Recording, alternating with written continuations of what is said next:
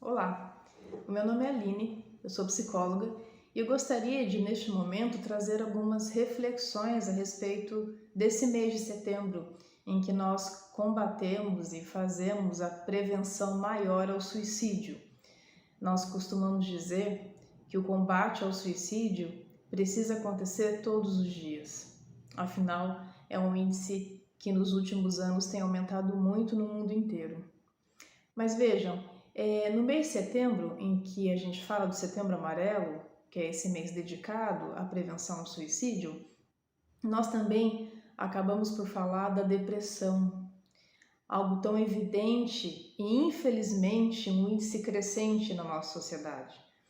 Por que a gente fala de depressão justamente no mês de setembro, no combate ao suicídio?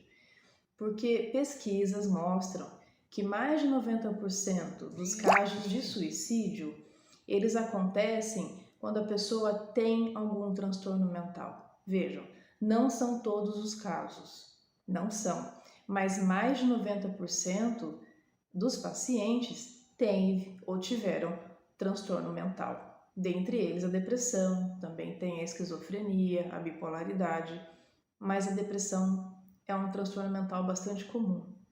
E por isso mesmo que ela acaba estando ligada ao mês de setembro nessa questão do combate ao suicídio. E não deixa de ser uma excelente oportunidade para a gente poder tratar de algo tão importante da vida, né?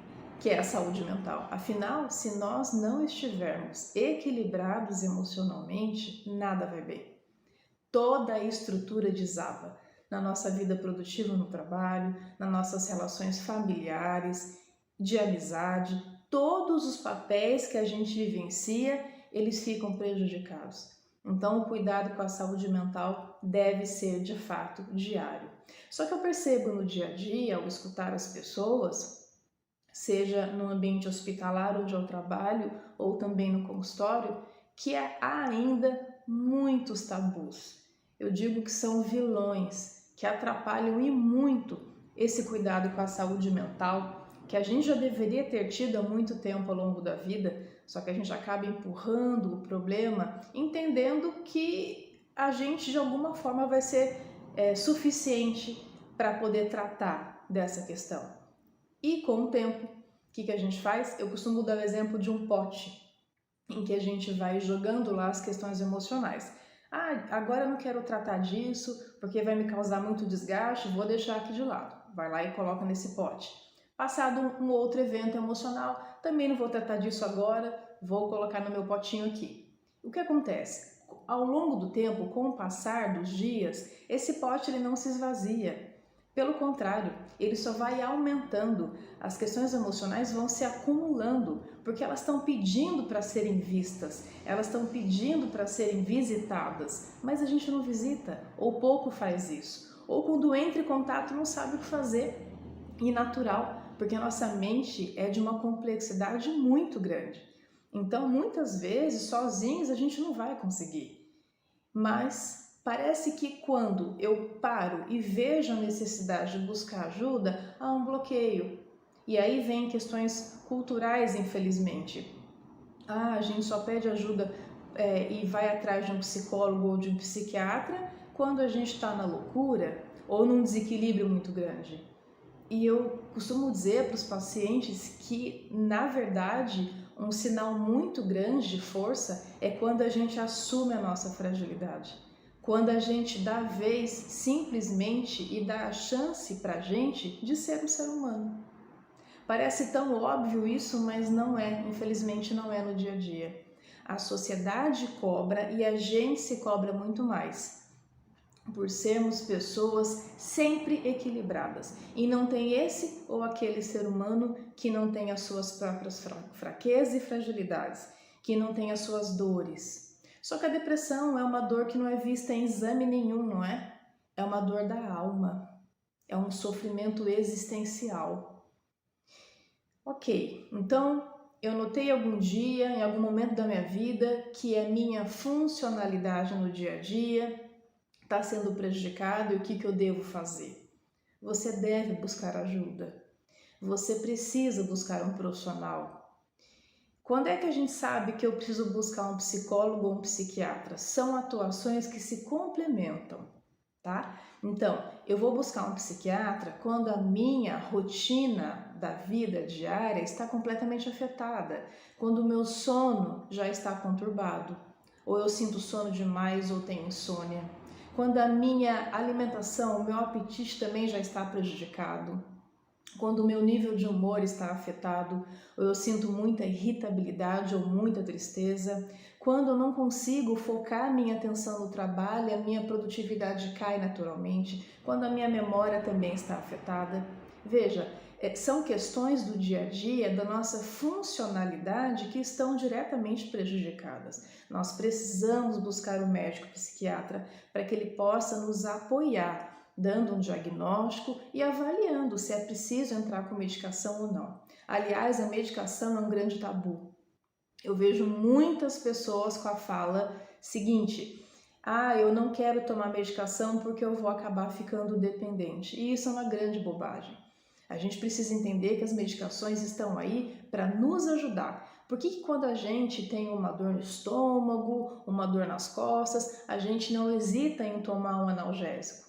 E por que quando a gente tem alguma dificuldade que diz respeito à saúde mental, a gente já cria um monte de barreiras? Então, vejam que é preciso que nós quebremos as barreiras internas. É na relação com a gente mesmo. Às vezes a gente espera que o outro vai ter um preconceito, enquanto que na verdade o preconceito nasce em você. Então, o meu recado aqui hoje é para que a gente busque de fato ajuda e não espere a situação piorar. As questões emocionais, elas vão sendo acumuladas e a tendência é que elas piorem. E fora também que existe o fator genético, que você pode ter casos na família, por exemplo, em que a tua predisposição para desenvolver uma depressão se torna muito maior. Então, o meu recado é: busque ajuda. Não demore para fazer isso, porque você muitas vezes não vai conseguir sozinho e não é culpa sua, não é sinal de fraqueza. É sim um sinal de que a vida é feita de fatores altamente complexos que se somam e a gente precisa da ajuda de profissionais que estudam para isso. Psicoterapia, fundamental. Eu costumo dizer que a psicoterapia é para todos, mas a gente acaba buscando a psicoterapia quando o sofrimento existencial está insuportável. Busquem psicoterapia, revisitem a própria história, olhem para aquelas feridas que você negligenciou, que você deixou de lado. Afinal, a gente tem registros desde a gestação. Muitas vezes eu encontro com pessoas com 30, 40, 50 anos que nunca olharam para essas feridas. E as feridas passam a dominar essas pessoas. Então, eu gostaria aqui de hoje fazer uma reflexão e tocar aí em você que está me ouvindo, para que você primeiro quebre a barreira consigo mesmo, que você possa se ajudar, porque ninguém vai te salvar do fundo do poço que você se encontra. É você que precisa erguer a mão, é você que precisa se salvar. O máximo que um amigo, um profissional, um familiar vai fazer é te estender a mão. E muitas vezes estende com o maior amor do mundo. Só que é preciso que você queira ter a sua mão puxada, que você queira se salvar. É preciso ter um desejo aqui dentro de você para poder ser cuidado. Afinal, você cuida de tantas pessoas, tem tantos papéis na vida, mas não cuida de você. E se você não cuidar de você, você não vai ter condições de cuidar de ninguém. Então, que fique aqui a reflexão da importância do cuidado com a saúde mental. Depressão é algo muito sério. Foi feita uma pesquisa que em 2013 a gente tinha em torno de 7% da população brasileira com depressão, com esse diagnóstico. Veja que em 2019 essa pesquisa foi repetida, esse número subiu para mais de 11%. De 2013 para 2019 aumentou em 5 milhões o número de pessoas com diagnóstico de depressão, fora aquelas que não estão diagnosticadas. Então, é algo que pode acometer a qualquer um de nós ao longo da vida. Quebre barreiras internas, quebre o preconceito com você mesmo, peça ajuda, não tem esse ou aquele ser humano, como eu já disse. Na hora do cuidado, não existe um crachá que te protege, não existe escolaridade, não existe a questão financeira na tua vida que vai fazer com que você não sofra do mal da depressão. Depressão vai acometer e pode acometer qualquer pessoa ao longo da vida. Então é preciso se cuidar de verdade e se acolher com muito carinho. Eu gosto bastante da frase da Karina Fukumitsu, que é uma grande profissional que eu tive o privilégio de ser aluna na pós-graduação em suicidologia, que eu encerrei há pouco, em que ela diz, caminha que a vida te encontra. Esse é o recado. Por muitas e muitas vezes você já pensou que estava lá no fundo do poço e não tinha saída. Ou talvez você tenha imaginado que se matar fosse de fato a melhor solução para abortar o teu sofrimento e a tua dor.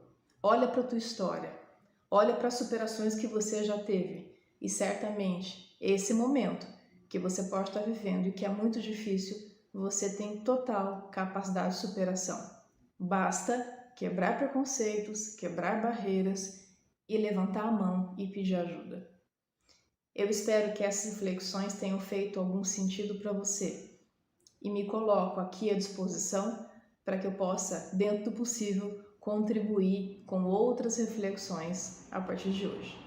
Um abraço para todo mundo.